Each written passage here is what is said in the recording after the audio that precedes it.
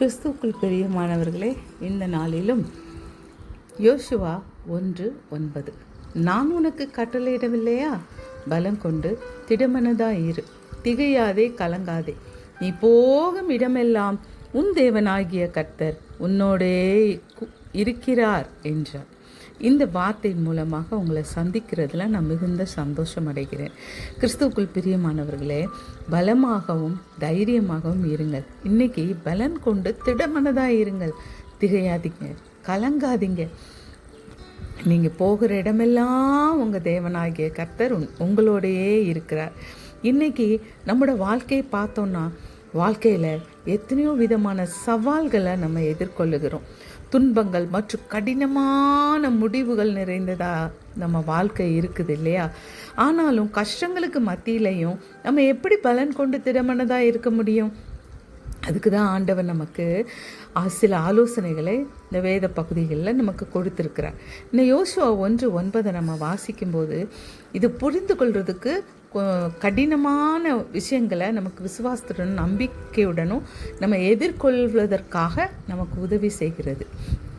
இந்த யோசுவாவின் சவால்கள் நிறைந்த காரியங்களை நம்ம பார்க்கும்போது, இஸ்ரவேல் புத்திரர் 40 வருஷங்கள் வனாந்திரத்தில் அலைஞ்சி திரிஞ்சாங்க. அவர்கள் வாக்களிக்கப்பட்ட தேசத்துக்கு அழைச்சி கொண்டு போகிறதுங்கிறது யோசுவாவின் கையில் தான் கொடுக்கப்பட்டிருந்தது. அவர் நிலத்தை அதன் தற்போதைய குடிமக்களிடமிருந்து அந்த உரிமையெல்லாம் அவங்க எடுத்துக்கொள்ள வேண்டும்.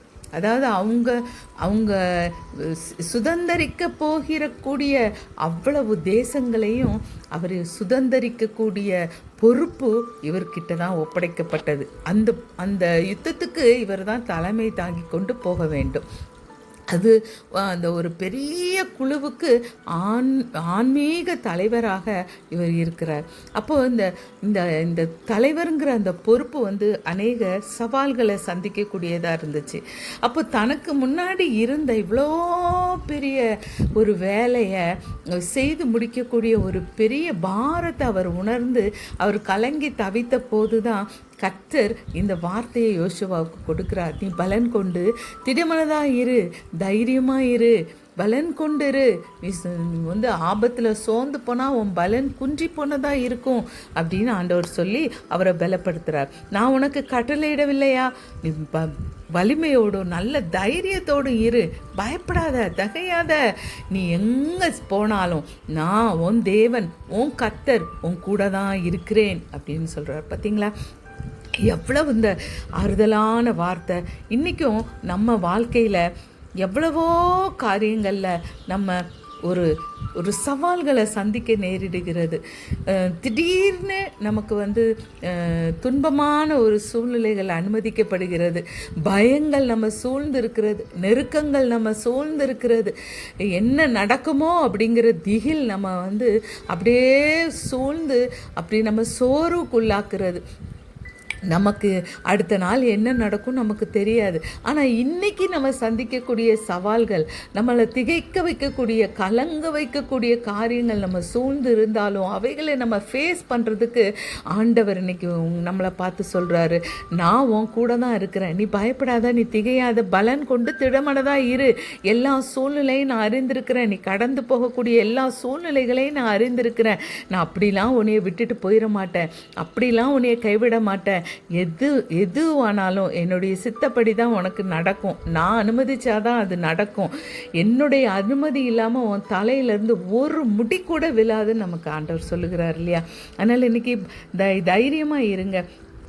அதாவது நம்ம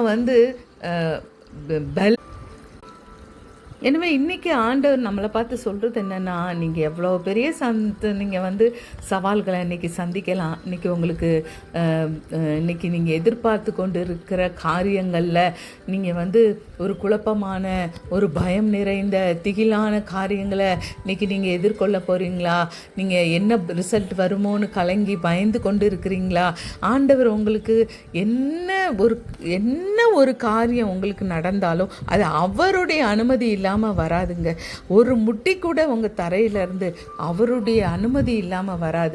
அதனால நம்ம நம்பிக்கையோட யோசுவாவை போல் என்ன செய்யணும், தனிப்பட்ட சவால்களுக்கு நம்ம தைரியமாக ஆண்டவருடைய வழி நடத்துதலை பார்த்துட்டு நம்ம போயிட்டே இருக்க வேண்டியதுதான். கடவுள் நம்மளுடைய தேவன் சர்வ வல்லமை உள்ளவர், எல்லாம் அறிந்தவர். அவர் நமக்கு முன்னாடி எந்த சவால்களையும் எதிர்த்து நம்ம நிற்கக்கூடிய ஒரு வலிமையையும் ஒரு ஆற்றலையும் நம்ம கூட தருகிறார். அவர் யோசுவாவோட இருந்தார்னா அவர் நேற்றும் இன்றும் என்றும் மாறாதவர், நம்மோடும் நிச்சயமாக இருப்பார். எனவே இன்னைக்கு நீங்கள் கடந்து போகிற சூழ்நிலை ஆண்டவர்கிட்ட அப்படியே ஒப்படைச்சிருங்க.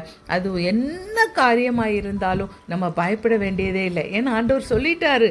அதை நீங்கள் அந்த வார்த்தையை நீங்கள் அப்படியே நம்புங்க. நான் உனக்கு கட்டளை இடவில்லையா, நீ என்ன செய்யணும், நீ பலன் கொண்டு திடமனதாக இருக்கணும். நீ கலங்கக்கூடாது, திகைக்கக்கூடாது. இன்னைக்கு ஆண்டவர் அதைத்தான் விரும்புகிறார்.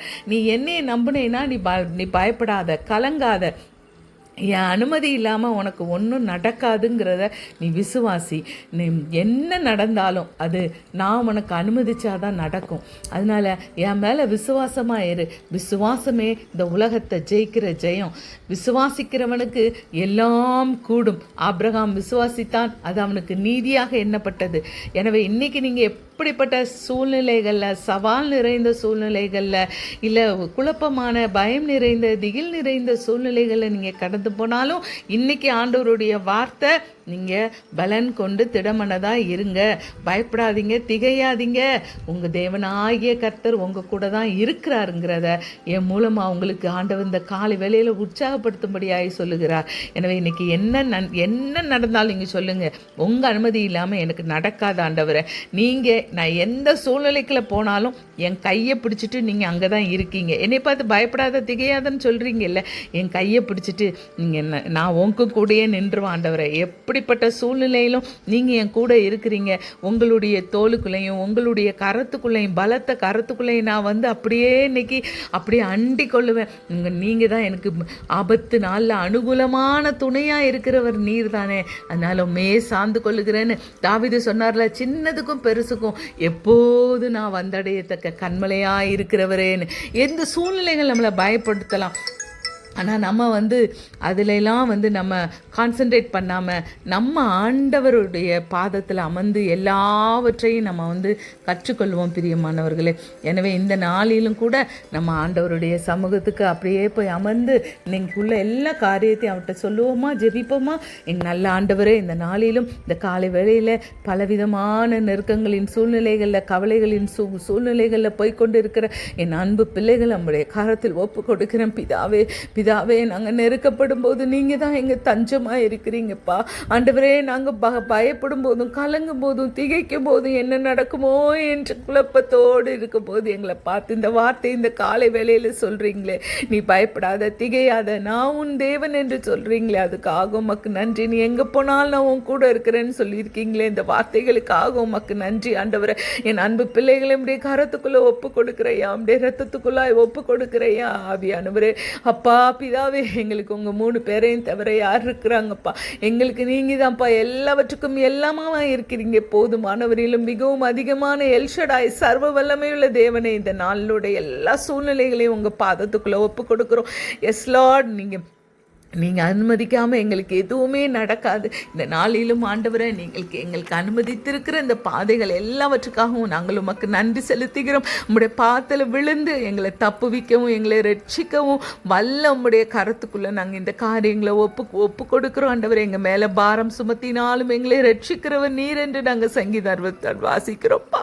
அப்பா, நீங்கள் தான் எங்களுக்கு எல்லாவற்றுக்கும் எல்லாமா இருக்கிறீரப்பா ஆண்டவரை. இந்த நாளிலும் கஷ்டமான சூழ்நிலைகளில் கடந்து போய் கொண்டு இருக்கிறேன் அன்பு பிள்ளைகளை.